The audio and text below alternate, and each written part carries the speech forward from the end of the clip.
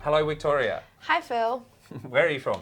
So I'm originally from Poland, but I'm here at ANU doing my research project from the University of Surrey in England. Right, and what's the project you're working on? So I'm trying to figure out what happens when fusion doesn't happen. Fusion?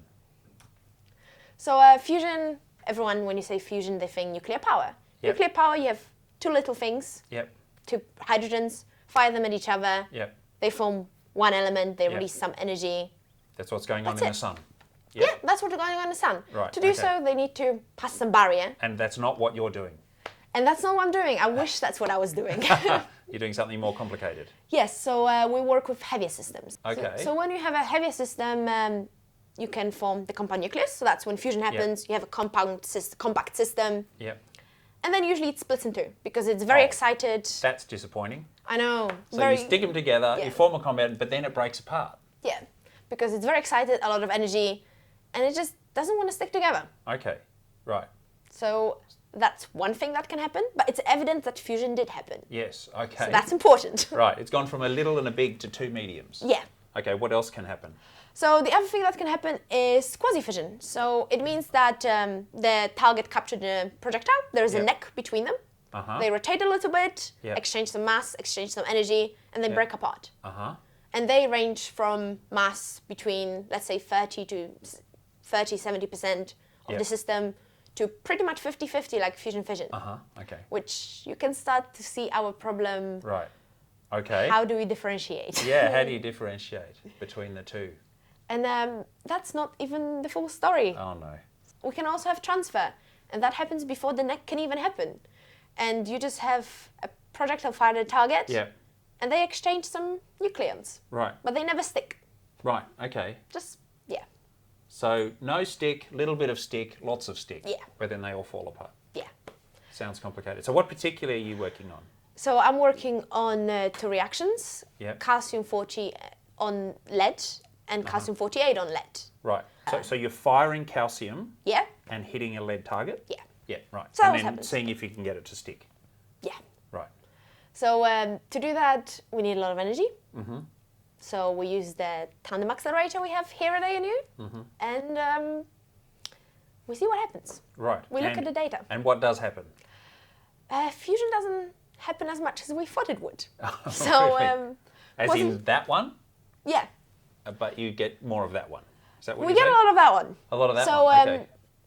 on our plots, you can see that if you have a lot of fusion-fission, up and down, in Yeah. the middle, if you have quasi-fission, you get some correlation between Okay, wait. the mass Let's and explain what's angle. going on here. Okay. So this is what? Angle, Angle, okay. And this is mass ratio. mass ratio. So that's telling you that you had a small bit and a big bit. And that Yeah. and the ones that go here are equal 50-50. Medium. Yeah. We Okay. get the medium bits. And it differs with energy. So here, Right. the plots for different energies. So this is around the barrier. Yep. It goes up in energy, and this is around 20% above the barrier. Right, okay. So you go from, you can't see much correlation between the angle and Yeah. mass. It's just a straight line. And then suddenly you kind of have a tilt. Ah, that's interesting, yes. And that means that there is a lot of quasi-fission. Right, so this is change of the angle. So is that to do with things going and rotating and then... Yeah. Ah, so you can see how far it's rotated by the angle in that graph. Basically, yeah. Ah, So, clever stuff. yeah. So what are your numbers looking like for 48 calcium and Not the the same. 40 version? Not the same. Not the same. They are quite different. So here you can see like an illustration. So Yeah. imagine you have two glasses. Yep. The glasses are not the same size, but for the purpose that we need, you just need to know it's a glass. Yep. The glass is given by the model, the theoretical calculation. Yep. So theoretical calculation says, this is what you expect. Yep. This is what you expect. This is the amount of time you would expect them to stick Yep. or to react in any kind of way. Uh-huh.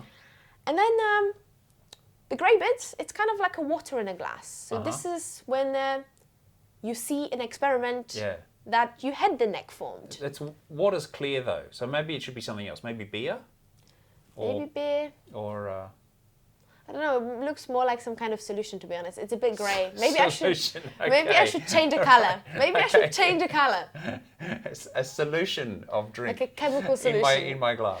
Yes. Yeah. And that's a full glass and that's an empty glass. What does that Yeah. mean? So that means capture or neck formed a lot Yep. of the times Yep. here, Yep. and here it barely ever happened. Right. And these are the two you were saying. 48 Yes. calcium and calcium 48 and calcium 40. Yeah. So we see that for calcium 48, we Yeah. get the sticking around 70-75% of the time. Yeah. Calcium 40, 50% of the time. Right. And, Was that what you were expecting? So, not really. So we kind of knew calcium 48 is better because, Yep. you know, all those exotic experiments about forming super heavy elements. Mm-hmm. They always say they use calcium 48. There has to be a reason, right? Yeah. And yeah, it sticks. Like, you would think it has more neutrons, there is less repulsion between the protons Yep. because it's like you have stuff in between. Yeah. So, okay, fine. But you wouldn't expect that much of a difference. Like, yeah, something is happening that we don't quite understand. So the models we have right now work as good approximations, especially like around the barrier energies. So when energy isn't too high, too low, perfect. Yeah. But then now that you want to test them, like, does it actually describe what happens? Because it could be like maybe not a lucky guess, but like an educated estimate.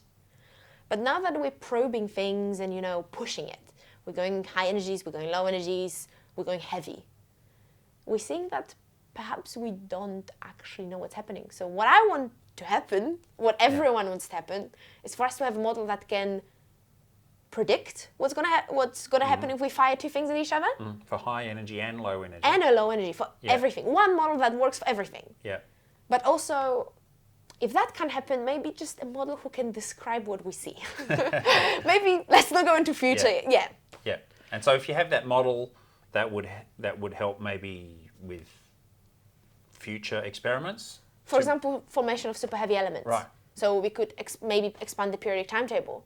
Because right now, one of the really heavy elements that they've discovered in the past few years, it took them more than a year, and they made 2 or 3 particles.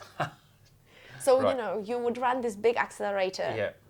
for a year, It would- non-stop, Nice to have a way of predicting what's going to be a more efficient way of doing it. or controlling. Knock it over in just 11 months instead of a year. Yeah, so kind of be like, instead of, oh, this is gonna give us something in some time, be like, I know what happens this time, Yeah. so I can make it better, can be more efficient. Yeah. And right now, that's the goal. Okay, great. Thank you so much. Thank you.